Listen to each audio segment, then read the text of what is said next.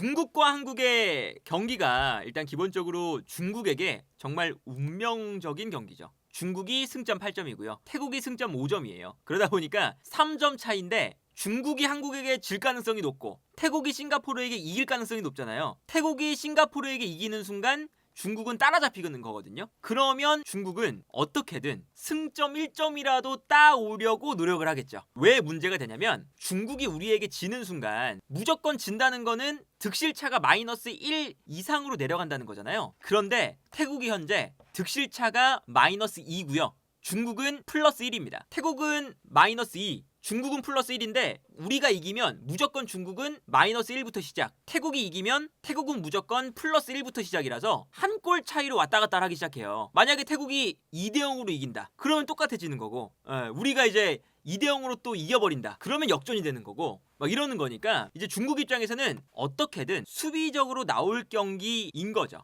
이제 그러다 보니까 이제 어떤 이야기가 나오냐면 중국도 아주 중요한 경기이기 때문에 이제 중국의 이제 이반코비치 감독도 요 경기가 아주 중요하다라고 이제 계속 이제 이야기를 하고 있고요. 경기장 위에서 모든 것을 쏟아붓겠다. 그리고 한국이 정말 강팀이고 아시아는 물론 세계에서도 톱클래스인 팀이다. 하지만 우리도 최선을 다해 보겠다 라고 얘기를 했습니다. 이 이반코비치 감독이 지난번에 이제 우리랑 대결했던 감독과는 다른 감독이에요. 이제 아시안컵이 끝나고 새롭게 부임한 감독인데, 이 감독이 이제 다들 기억하시는 일본이 카타르 월드컵 이전에 카타르 월드컵을 못 나갈 뻔했습니다. 그래서 이제 그 모리아스 감독이 월드컵 예선하는데 막 눈물 흘리고 그랬잖아요. 그때 일본 대표팀을 잡았던 오만 대표팀의 감독이 이 이반코비치 감독이에요. 과거에 오만이 일본을 이길 때 1대0으로 심지어 일본의 홈에서 이겼습니다. 오만이. 요 경기의 감독이 이반코비치 감독인데, 그리고 심지어 오만을 이끌고 최근에 아시안컵에서 괜찮았어요. 아시안컵에서 사우디, 태국, 그리고 키르기스스탄인데 요 세 팀을 상대로 어쨌든 오만이 가장 약팀이잖아요. 그런데 사우디한테는 아슬아슬하게 졌고 태국과 키르기스스탄에게는 비겼습니다. 그러면서 어쨌든 요 감독 자체가 전술적인 능력은 있는 감독이다. 근데 어떤 전술을 보여줬었냐? 오만 때부터 매우 수비적인 형태를 보여주다가 공격으로 전환되는 이런 모습을 보여줬거든요. 오만과 일본이 만났을 때, 오만이 이겼을 때 이제 보시면 이게 이제 공격 그래프예요. 이제 공격 그래프가 어떤 거냐면 그래프가 이렇게 내려가 있으면 오만의 공격, 올라가 있으면 일본의 공격이거든요.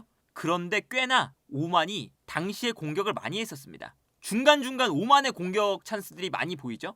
이거는 오만이 수비적으로 있다가 공격으로 전환되는 걸 잘했다는 거예요. 그러니까 이게 이제 생각을 해보면 아마도 이 이반코비치 감독은 중국을 이끌면서 우리 대표팀을 상대할 때 당연히 또 수비적인 경기를 펼치겠죠. 그래서 일단 뭐 우리가 선발 라인업은 크게 바뀌지 않을 예정입니다. 뭐 최전방에 있는 주민규 선수 지난 경기에서 너무 잘했으니까 또 나오지 않을까 싶고요. 손흥민, 이재성, 이강인, 뭐 정우영, 황인범 물론이고 포백도 마찬가지고요. 다만 여기서 약간의 변화가 있다면 황재원 선수 정도? 황재원 선수가 지난 경기에서 A매치 데뷔를 했는데 괜찮았던 점도 있지만 약간 불안했던 점도 있거든요. 그래서 황재원 선수 자리에는 박승욱 선수가 나올 수도 있고 최준 선수도 나올 수가 있으니까 오른쪽 풀백 자리는 변화를 줄 수도 있지 않을까. 전체적으로는 지난 경기와 우리는 비슷하게 일단은 나올 거다. 그리고 이제 여기에 더해서 이제 그렇다면 중국은 어떤 식으로 나오는 팀이냐?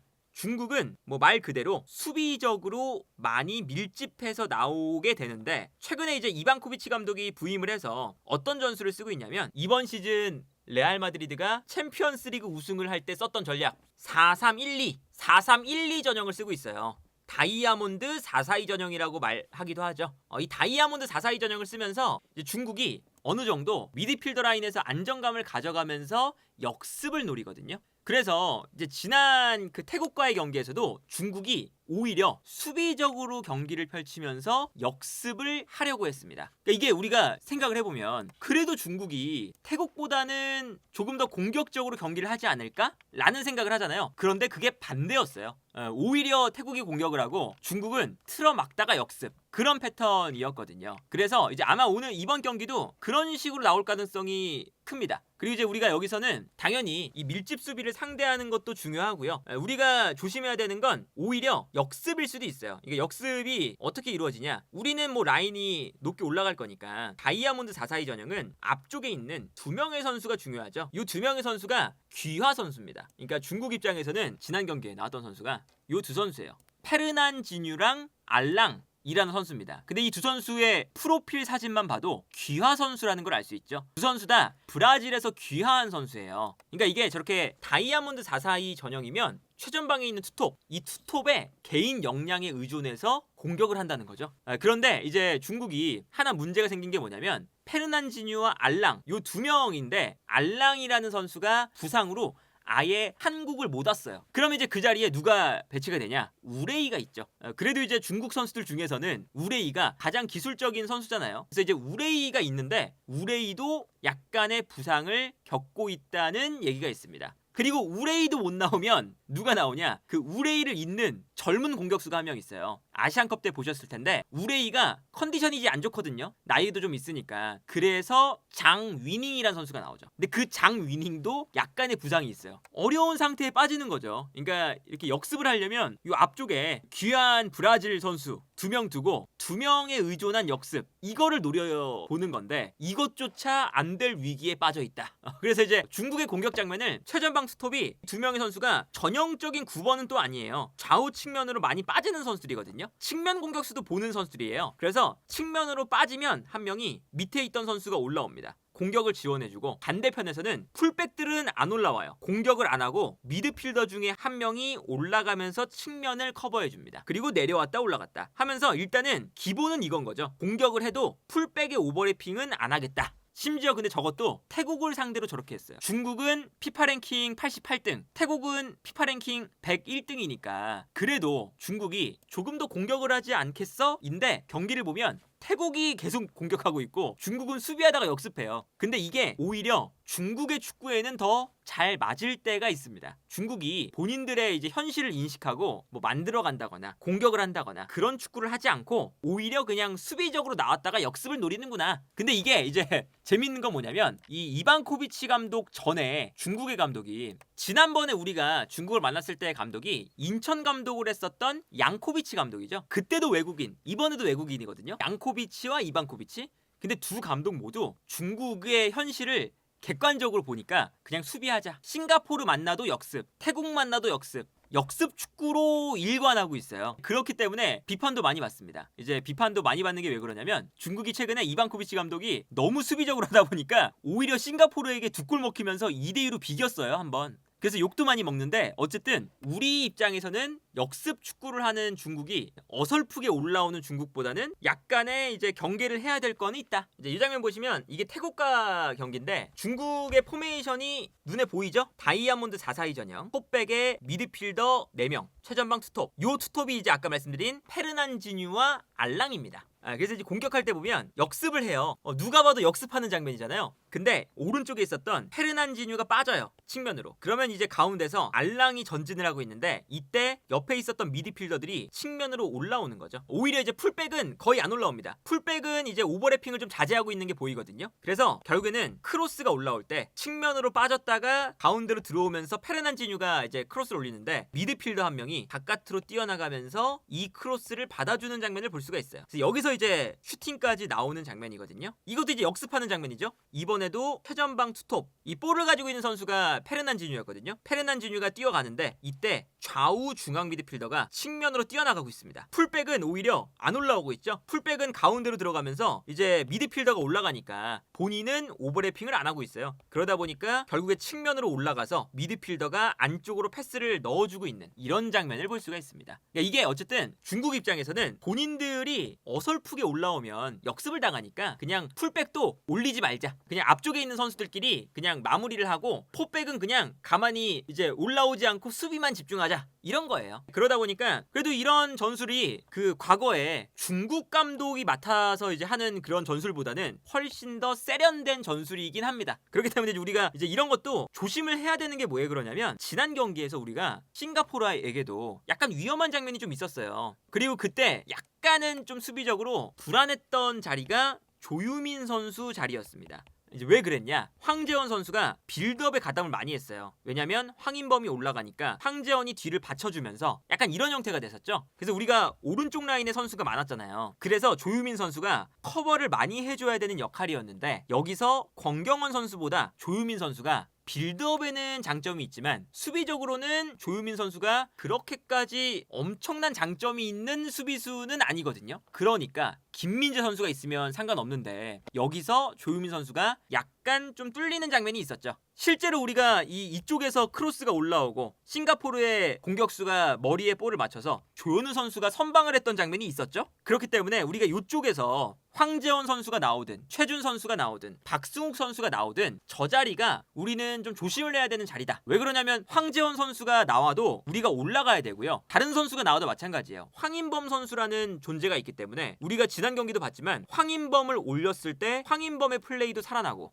이강인의 플레이도 도와주고 그러니까 손흥민 선수에게도 반대편에 수비가 쏠리니까 손흥민 선수에게 공간이 또 나거든요. 그래서 이강인과 황인범 선수를 붙여놓는 게 우리 대표팀에게 이득이에요. 그러면 이제 오른쪽 라인에서 풀백이 이 두 선수를 보좌해주는 역할을 해야 되니까 황재원이 나오든 어떤 선수가 나오든 약간 올라가서 이 공간에 들어갈 필요가 있습니다. 그리고 이제 이 공간을 중국은 페르난지뉴 아니면 이제 뭐 알랑은 못 나온다고 하니까 장위닝이나 이제 우레이 그런 이제 중국의 어쨌든 에이스 공격수들이 저 자리에 뛸 텐데 저기서 조유민 선수가 잘 커버를 해줘야 된다. 물론 이제 저기서 그 우리가 다행인 건 정우영 선수가 아예 역습 차단 능력을 싱가포르전에서 되게 잘 보여줬어요. 정우영 선수가 어쨌든 약간 가운데로 들어오면서 황재원 선수가 올라갈 때 김진수 선수도 약간 가운데로 들어오고 정우영 선수가 여기 있었죠. 근데 조유민 선수가 끌려나갈 때 정우영이 커버를 해준다거나 아니면 조유민 선수가 이 앞공간에서 공격수를 1대1로 상대할 때 정우영 선수가 이 사이에 껴들면서 1차적인 수비 저지선을 만들어준다거나 이런 역할을 정우영 선수가 참 잘했거든요.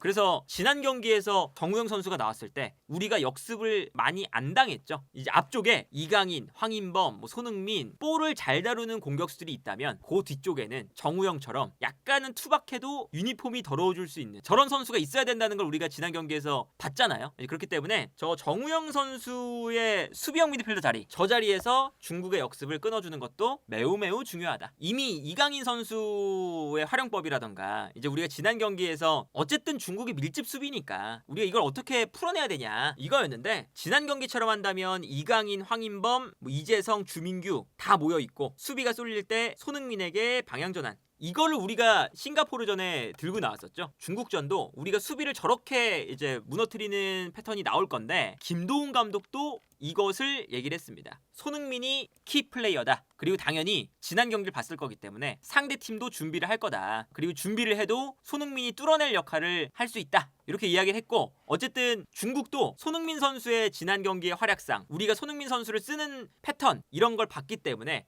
우리가 손흥민 선수를 활용하는 것뿐만 아니라 다른 측면도 좀 생각을 할 필요는 있다. 주민규 선수 자리에 뭐 황희찬 선수가 나온다거나 아니면은 좀 안 풀릴 때 배준호 선수까지 나와서 공격형 미드필더를 2명 더 본다거나 여러 가지 이제 선수 조합으로 손흥민 선수에게만 너무 의존하지 말고 다양한 패턴을 가져가야 되는 상황이기도 해요. 김도훈 감독이 엄청난 전술적인 측면을 보여주기는 어렵겠지만 김도훈 감독이 지난 경기에는 참 잘했죠. 그래서 김도훈 감독이 선수의 면면을 잘 쓰는 감독이기 때문에 중국전에서도 분명히 잘 해주리라 믿고 우리 대표팀의 분위기 반전도 좀 되고 우리가 3차 예선에 갔을 때 톱시드를 차지하려면 중국전은 무조건 승리를 해야 되는 경기이기 때문에 그러니까 중국도 이제 어쨌든 승점 1점 무조건 가져가야 되잖아요. 하지만 우리도 마찬가지입니다. 우리도 중국을 무조건 이겨야 되는 경기예요. 그렇기 때문에 우리가 얼마나 압도적으로 경기를 가져올 수 있느냐 그리고 우리가 어떻게든 승리를 가져오는 경기를 해야 되지 않을까 싶고 그리고 이제 중국은 싱가포르전이 좀 이제 쉬웠던 건 뭐냐면 싱가포르가 격을 했어요. 한국을 상대로. 그러니까 이게 이제 싱가포르가 마지막 경기고 하다 보니까 싱가포르의 오구라 감독이 일본 감독이잖아요. 공격성이 있는 감독이에요. 그러니까